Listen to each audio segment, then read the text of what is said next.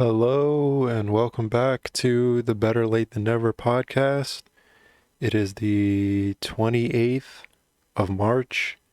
It is a pretty beautiful day outside. It would be absolutely lovely if it was not like 40 degrees. It wasn't freezing outside.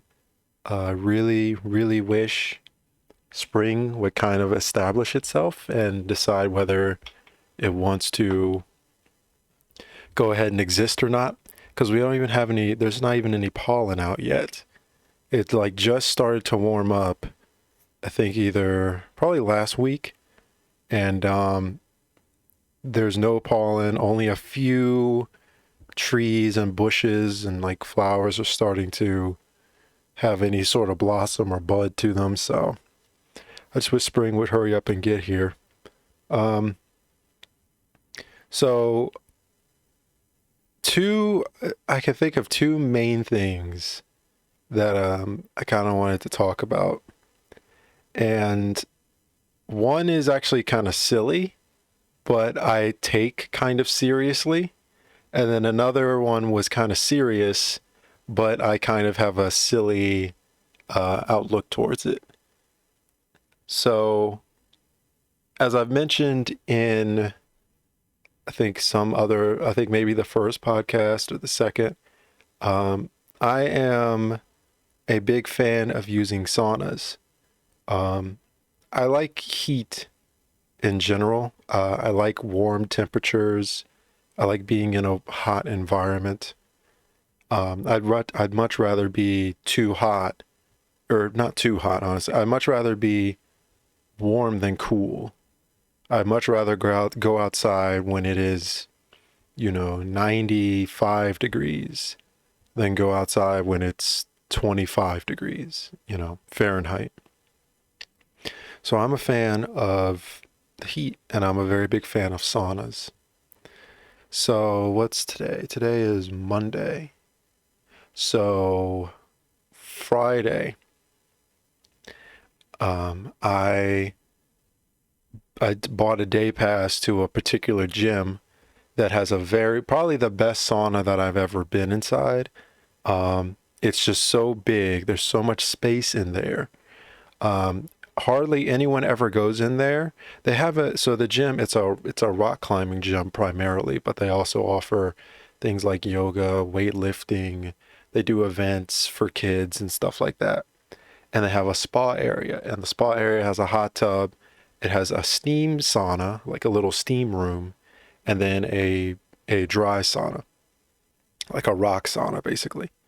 So I'm a big fan of the steam sauna and the dry sauna, but I decided that day I was going to use the dry sauna. So um, I paid for the day pass, and I go into the sauna, and it's a wonderful feeling. I'm basically in my not my underwear, but I have like shorts on that could double as underwear. They're not boxers. They're like pretty small gym shorts.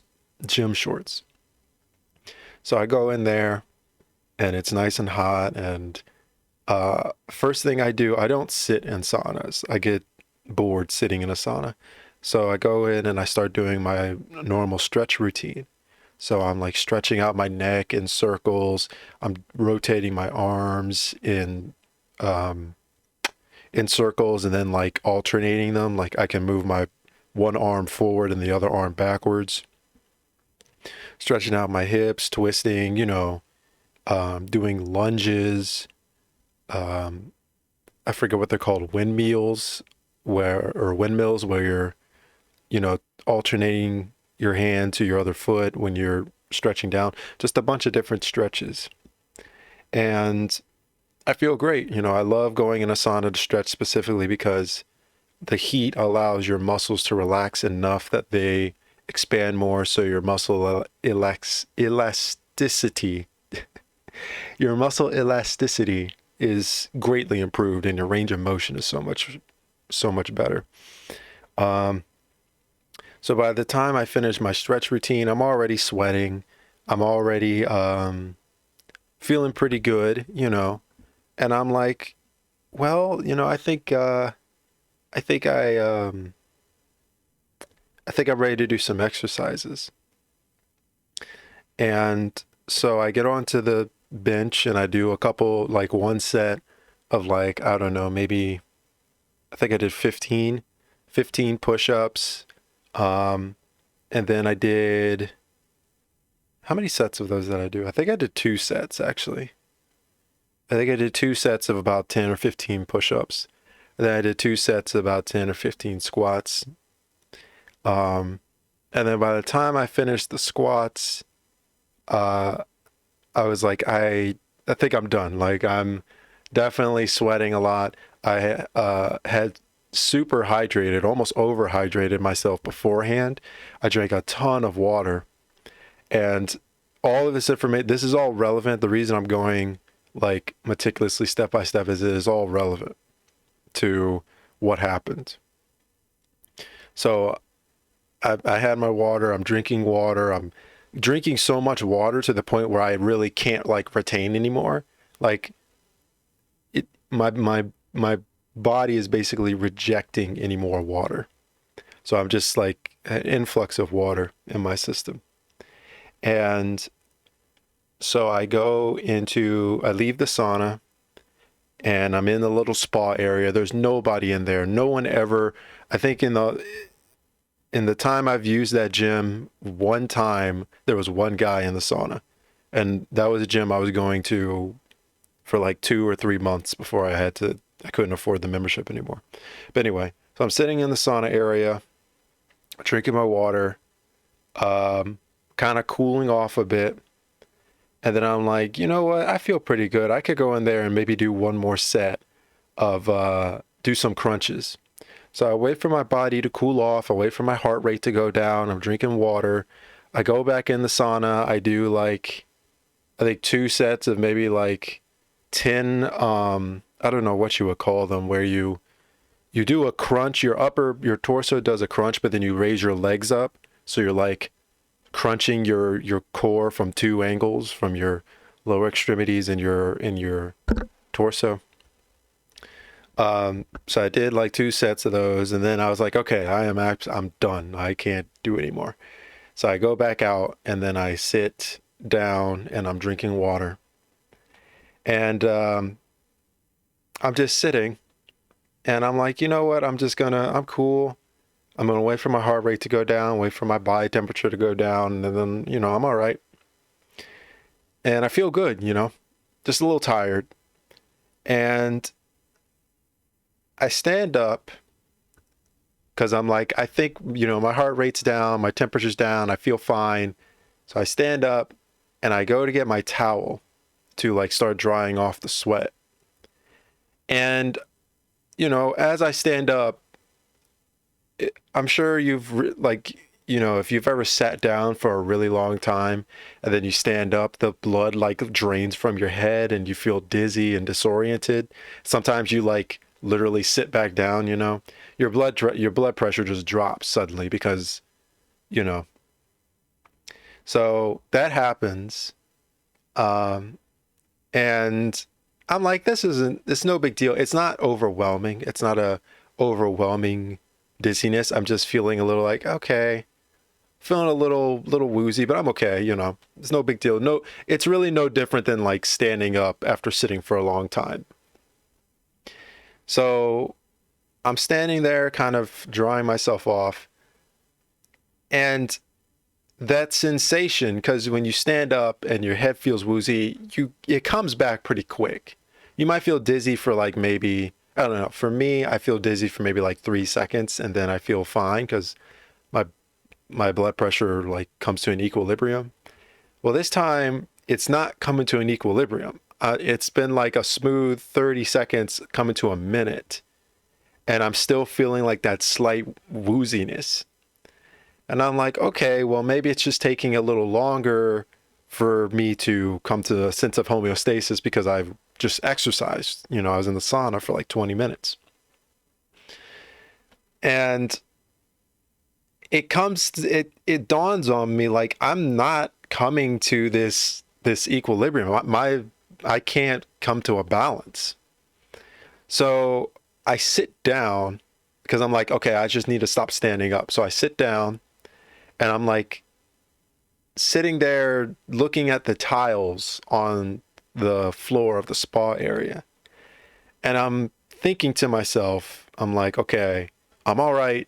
I can still think, I still have, you know, I'm still aware of where I am. I can count the tiles on the ground. I start counting the tiles because basically I want to make sure I'm not losing consciousness. Like any of my like faculties are starting to fail. And I'm counting these tiles and it starts to get to a point where like I can't count past 5. Like I get to 6 and then it's like I can't focus anymore. And that starts to alarm me. Anything that affects my ability to focus is always alarming to me. That's why I don't drink. That's why I don't really like THC. I don't like anything that inhibits my ability to focus and think and hear my own thoughts. And that'll lead on to the next thing that I wanted to talk about, but we're right now anyway. So it it dawns on me like I'm actually kind of breaking down right now. And my hearing is starting to become more ringy and it's becoming more distant and I can't hear very well. My vision is starting to get blurry. So my thought is, okay, something's wrong. There's definitely something wrong here. I don't want to stay in here because no one ever comes in here. So if something happens to me in here, no one's going to find me for like hours and hours and hours because no one ever comes into this spa for whatever reason. So I'm thinking, okay, maybe I should get my phone that's in my bag hanging on a hook by the door of the spa area. Maybe I should get my phone and try to call 911 or just have it on standby in case I need to call somebody. And I get up again because what was bothering me was the fact that I was sitting down was not helping me at all. Like I was losing, I was losing consciousness sitting down. That's scary. When you're standing up, you kind of feel like, okay, maybe if I sit down, I'll feel a little better. But when you're already sitting and you're starting to pass out, that's a very scary feeling. So I get up to try to get my phone. And as I get to my bag, my vision just white spots everywhere, white spots. And it gets to the point where it is blurry, like someone splashed water in your eyes, blurry. I can't see anymore. And I'm realizing I can't hear much anymore either. Just everything is extremely muted, like someone crammed their fingers in my ears. And so I'm like, I can't get my phone. I have to get out of here. I cannot stay in this room. So I open the spa room.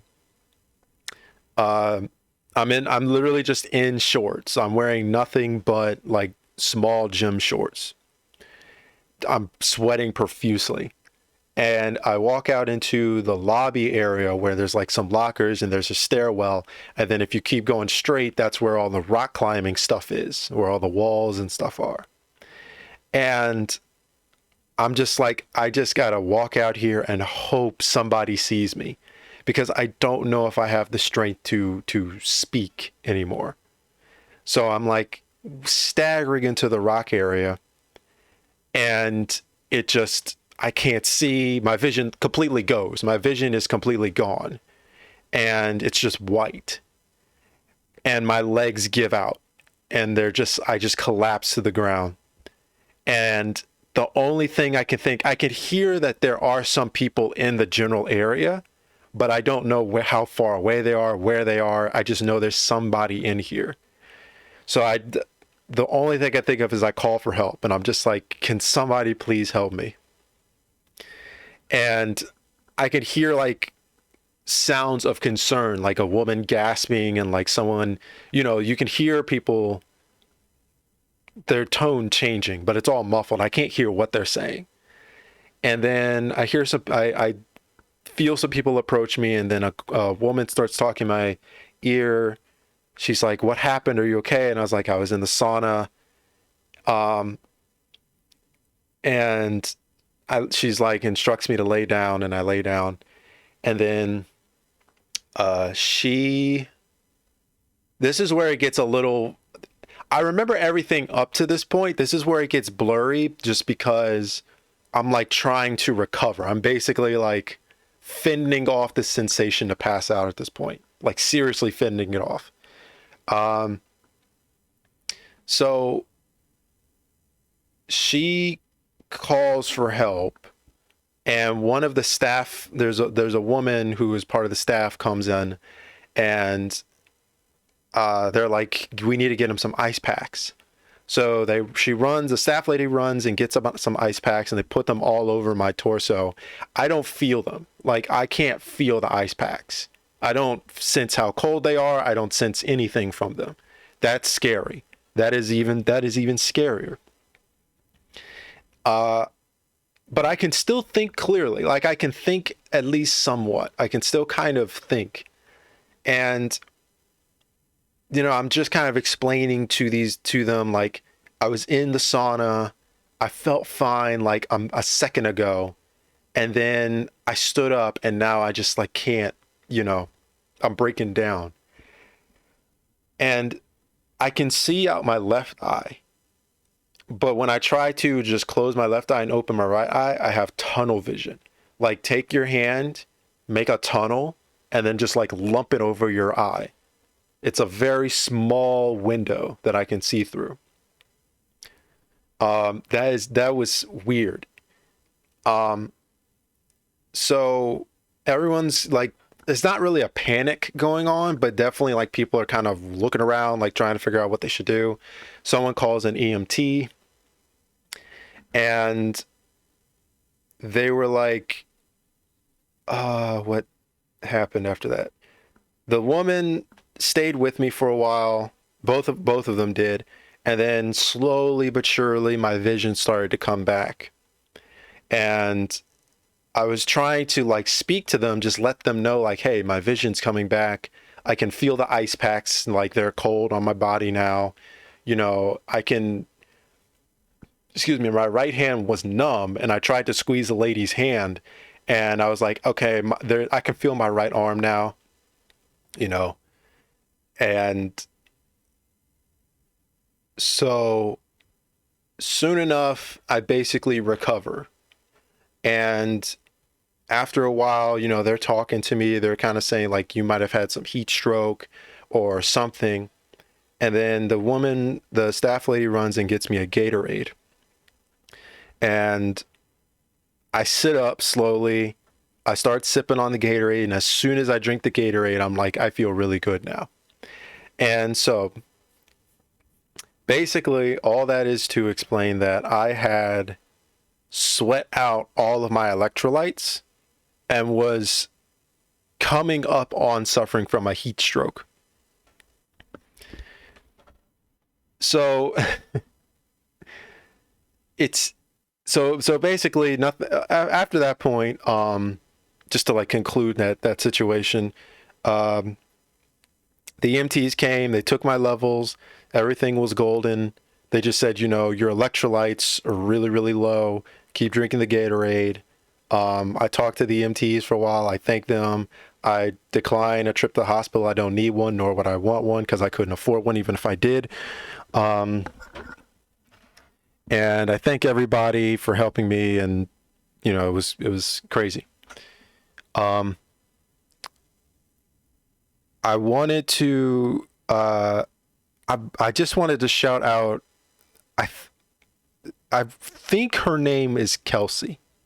I think her name was Kelsey. Might have been Stacy, Kelsey, Mackenzie. It had a Z at the end and it had a K, so I'm thinking it was Kelsey. I wanted to thank her at Triangle Rock Club in Richmond, Virginia, because she was the poise that she and the other woman, whose name I didn't catch, but who was a registered nurse and like was basically on top of it. The poise that they both had, I think, was the big component in helping me calm myself down and like help my body kind of recover. Because, you know, if you're in a stressful situation and the other people around you are stressed out, that just makes you even more stressed. But the fact that they were really calm, collected, kind of more or less understood what was going on, you know, like, hey, this isn't a, you'll be okay. It's not as severe as it feels. It's scary, I know, but it's not that bad, you know. So I just wanted to shout them out. And so let's talk about electrolytes. So it's funny. This situation is funny to me because I use saunas all the time. You know, that was like one of the main reasons I had gym memberships was I would use the saunas. And nothing like this had ever happened to me before. I'd never dehydrated to the point where I nearly pass out. Nor had I ever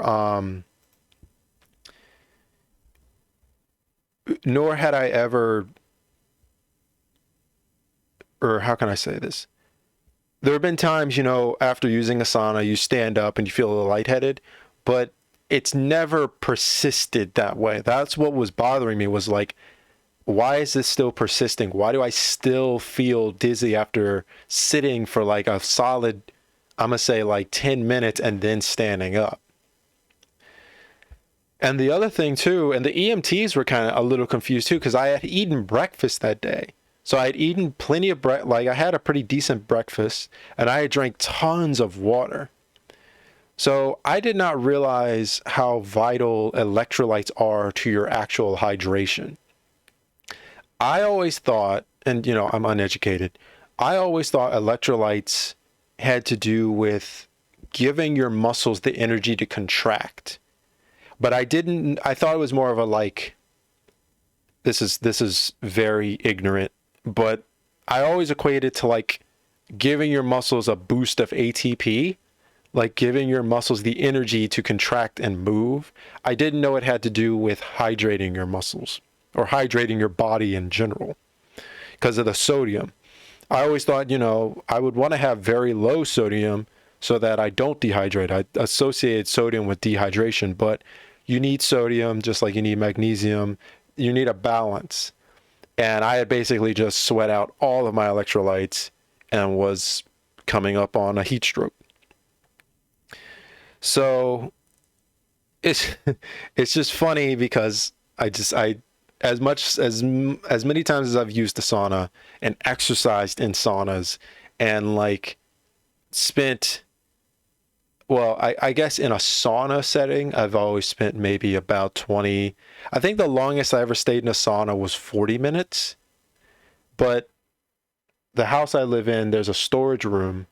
And in the summer, that storage room gets hot, hot, hot.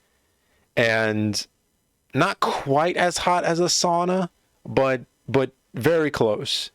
And I've spent like well over like 2 hours in there before. So the fact that this happened to me was very surprising. It's silly because I do very little to nothing about electrolytes. So stay hydrated with water and electrolytes. So I definitely am going to make sure I have plenty of Pedialyte next time I decide to go in a sauna because this is not going to deter me from ever going into a sauna again. Nothing will ever deter me from that. So that was one thing.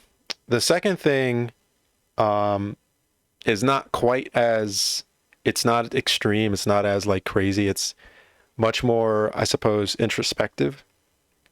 So let's talk about focus and just like things that we do to help us maintain focus and how we lose focus. So how can I start this off?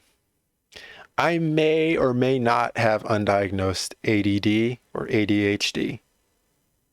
But honestly, who under the age of 30 doesn't at this point? I'm not making, if you have severe ADHD, it's a bad joke.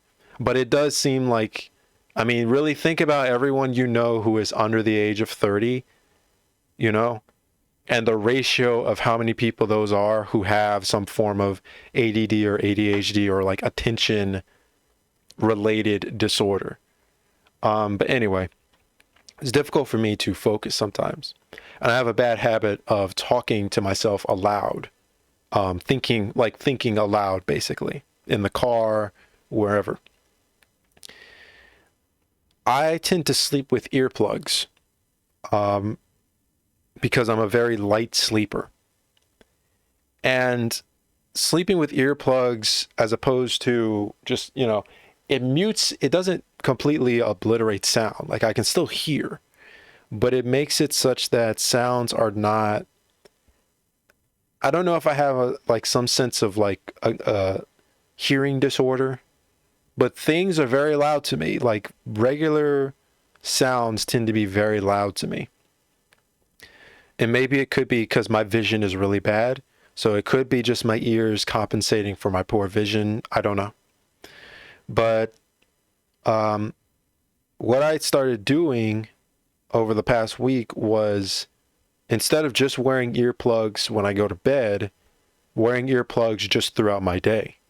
So just like keeping a hood on or putting on a beanie and just having earplugs in my ears. And I find that it essentially, it does a myriad of different things, because I'm not listening to music. I'm not, I can hear my thoughts crystal clear. Like every thought, I can hear, the inner monologue that goes on in your head of like I can hear all that very clearly, which is good for me. I'm an INTP. I basically live in my head. So that's it's good for me to be able to hear my own thoughts like that. It mutes other sounds as well. Like I can still hear, I shouldn't say mute, dampen or dulls other sounds so that they're not as like distracting to me. They're not as loud to me. I can, so a part of that too comes into my ability to focus. I find that with earplugs in, I can focus let's say my average ability to focus on a scale of 1 to 10 is maybe about a 5 or 5.5. Like I can focus, but then I get distracted fairly easily. My focus with, earplugs in my ears is basically like a 9 or a 9.5. I'm super honed in on everything. My ability to react is a lot faster because I don't know. I can think clearly, which allows me to be more.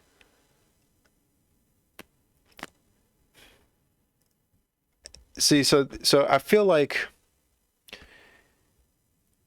with them in my ears, I'm basically in a perpetual state of like a perpetual parasympathetic state, but it's also hypersensitive, I guess. I don't know how to describe it. Maybe it's just like, because I can't hear, my other senses are just like super attuned to things, as well as my ability to focus. It could be that. It could just be the hearing situation of like, things that I hear just tend to be notably loud to me.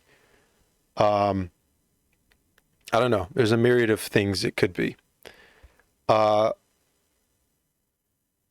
But I've been doing that for a while, and it's just been really, really helpful for me, just staying focused, being productive, not getting distracted as easily. Believe it or not, it's helping me a little bit in social situations as well, like reading people. I can still hear obviously what people are saying, but being able to like notice body language and read people a little easier. Obviously, I'm wearing like a hood or like a hat, so it's not too conspicuous that I've got earplugs in. Earbuds work too. I don't have the type of earbuds that have like the little rubber bit that goes in your ear. I have like basic, like barely dangle from your earlobe earbuds, so those work too. And the reason I think this is kind of relevant to the first thing, so I went in the sauna with the earplugs in because basically I was just going like with earplugs in 24/7 just to see what would happen, just to as an experiment. And I was so much more in tune with I was I was a lot more in tune with my body, but I was also and that attunement, the ability to like really tap in, I think was what was responsible for me recognizing there was something wrong when I could not come to like an equilibrium. I couldn't, with the heat situation. I was able to just kind of sense like, hey, your body temperature is down, your heart rate is down, you're good. So there's no reason that you should be flustering like this. Um, but yeah, those are pretty much, I don't know. Those are just two things that I've been kind of experimenting with. The one thing was a pretty terrifying event, and then another thing was just walking around with earplugs in. I'm always curious about how people who have certain disabilities, how their body adapts, how their brains adapt, and how they adapt to their surroundings. I'm always fascinated with how people who are completely blind or like blind to the point of like truly cannot see, can barely discern shapes. Um, I'm always fascinated with how how their minds structure the world around them, and how other their other senses, uh, what's the word, adapt, and how they compensate for that. Um, so I guess in this regard, it's not quite the same as like being deaf because I can still hear, but like having a weakened sense of deliberately um, blocking a sense, or like handicapping a sense temporarily. Obviously, I'm not gonna rip my eardrums, like rupture my eardrums for the sake of experimenting, but seeing how a handicapped sense, how other senses will adapt. And so far, with my poor eyesight in general, and and by like plugging my ears, my ability to think and rationalize and focus is significantly increased. Um, One thing that I do that I've done before, I don't do it very often right now, but is, and this is kind of relevant to what happened today. Today, and I'm studying massage therapy. We did blindfolded massages, which wasn't a huge deal to me because I usually close my eyes when I give massages, anyways, so I can get a better understanding of how the muscle tissue is reacting to my touch and my techniques and stuff like that. So being blindfolded wasn't that much of a difference. But I haven't done this in a while, but like walking around the house I live in with a blindfold just to see if I can locate where I am in the house. If I'm actually as comfortable and aware of my environment as I think I am. So definitely would not advise doing this if like near any staircases or sharp objects or anything, or like a bunch of electronics. But, you know, try blindfolding yourself and just navigating your bedroom. Try blindfolding yourself and just navigating like an area in your apartment or your house or wherever you live, and see if you can locate things or figure out where you are spatially. It's really something. Um, I think that's pretty much all I wanted to kind of talk about for this one. Um, so yeah, I think that's it. So thank you for listening. And I'll see you next time.